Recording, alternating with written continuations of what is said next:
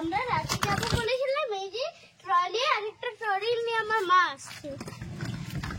চলো সব আমরা কোথায় কোথায় যাবো, ঝর্ণা টর্ণা সব দেখাবো।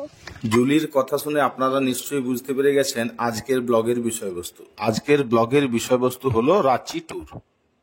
রাঁচি শুধু ঝাড়খণ্ডের রাজধানী নয়, ছোটনাগপুর মালভূমের একটা বিখ্যাত শহর। পুরুলিয়ায় পৌঁছেই প্রথম বাস্কিন রবিন্সের আইসক্রিম দিয়েই আজকের জুলির খাওয়া দাওয়া শুরু হলো। একটা আইসক্রিম তো টেস্ট বুঝতে বুঝতেই চলে গেল, আরেকটা আইসক্রিম না হলে মনের তৃপ্তিটা কি মেটে? তাই দুটো আইসক্রিমই খেয়ে নিল জুলি।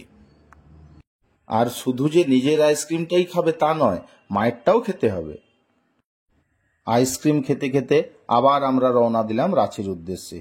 পথের মধ্যে মা আর মেয়ের একটু খুনসুটি তো হবেই। গাড়িতে উঠলে আলাদা করে গান বাজানোর দরকার হয় না, মা আর মেয়ের ঝগড়াই সারা রাস্তাটা মাতিয়ে রাখে। ছোট হোক বা বড় হোক, রাস্তায় দাঁড়িয়ে ট্রেন দেখার মজাই আলাদা।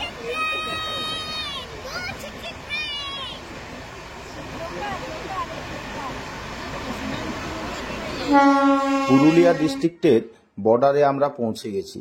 এই বর্ডার ক্রস করতেই দেখতে পেলাম ডান দিক বাঁ দিকে ছোট ছোট টিলা মাথা উঁচু করে দাঁড়িয়ে আছে। ছোটনাগপুর মালভূমির কথা বলছিলাম না, এটা মালভূমির একটা নিদর্শন। কি অপূর্ব প্রাকৃতিক সৌন্দর্য দেখুন! ছোট্ট ছোট্ট পাহাড় আকৃতির বিভিন্ন টিলাগুলো মাথা উঁচু করে রাস্তার দু সাইডে দাঁড়িয়ে আছে। রাস্তার যেতে যেতে এত সুন্দর দেখতে লাগছে টিলাগুলো, আপনারাও দেখুন কি সুন্দর প্রাকৃতিক পরিবেশ। আর আশ্চর্য করা বিষয় হলো, এই টিলার প্রতিটা মাথার উপরে একটা করে পতাকা আছে, মানে নিশ্চয়ই ঠাকুরের পুজো অর্চনা হয়। রাঁচি ঢুকতে ঢুকতে অনেকটা রাত্রি হয়ে গেছিল, আর খিদেও পেয়েছিল খুব। দুপুরে ঠিকঠাক করে খাওয়া দাওয়া না করার জন্য রাত্রে ভাত আর মাংসই খেলাম।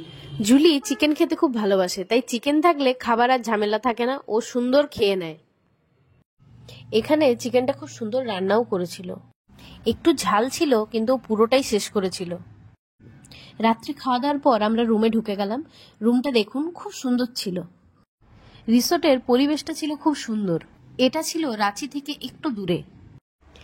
সেই দিন রাত্রে ঠান্ডাও ছিল প্রচন্ড। এমনিতেই রাঁচিতে একটু বেশিই ঠান্ডা পড়ে। সেই দিন রাত্রে তাপমাত্রা ছিল 9 ডিগ্রি সেন্টিগ্রেড। রিসোর্টের রুমগুলো বেশ পরিষ্কার পরিচ্ছন্ন এবং আধুনিক সমস্ত পরিষেবাই রুমের মধ্যে ছিল।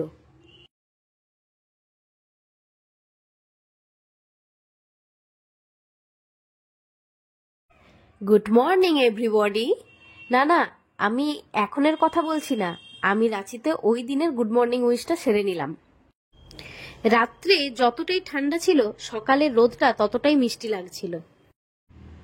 রাত্রে রিসোর্টটা ঠিকঠাক করে ঘোরা হয়নি। সকালেই রিসোর্টের পরিবেশটা দেখলাম, সত্যিই অপূর্ব। খুব সুন্দর করে সাজানো ছিল রিসোর্টটা। রিসোর্টটা ছিল বেশ খোলামেলা। রিসোর্টের মাঝে একটা সুন্দর সবুজ লন ছিল। বুফে সিস্টেম খাওয়া দাওয়া এখানেই হয়। বাচ্চারা পার্কের মতো আনন্দও করতে পারবে। জুলির রিসোর্টটা খুব ভালো লেগেছিল। রিসোর্টের পরিবেশটা একবার দেখুন।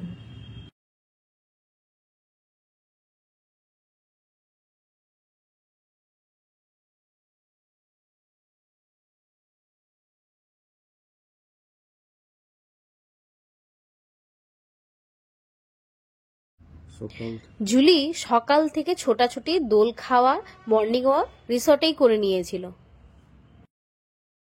সকাল থেকে এত দোল খেয়েছে, এত ছুটাছুটি করেছে, এখানেই ও টায়ার্ড হয়ে গেছিল। এবারে কি ঘুরবে। তো চলুন আমরা ব্রেকফাস্টটা এবারে করে নিই। সবাইকারই খুব খিদে পেয়ে গেছে, জুলিরও খুব খিদে পেয়ে গেছে, জুলিও টায়ার্ড হয়ে গেছে। চলুন আমরা এবার ব্রেকফাস্টটা করে নিই। জুলি কি খাচ্ছ? ইডলি।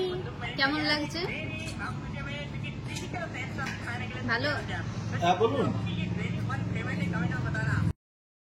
জুলি সকালবেলায় ব্রেকফাস্টে ইডলি খেতে খুব ভালোবাসে, আর ওখানে ইডলিটাও ছিল খুব সুন্দর। আর ইডলির একটা বড় গুণ হলো, এটা খেয়ে নিলে অনেকক্ষণ আর খিদে থাকে না। তো সকালের কমপ্লিমেন্টারি ব্রেকফাস্ট খাওয়ার পর এরপর আমাদের হোটেল থেকে বেরিয়ে যাওয়ার পালা।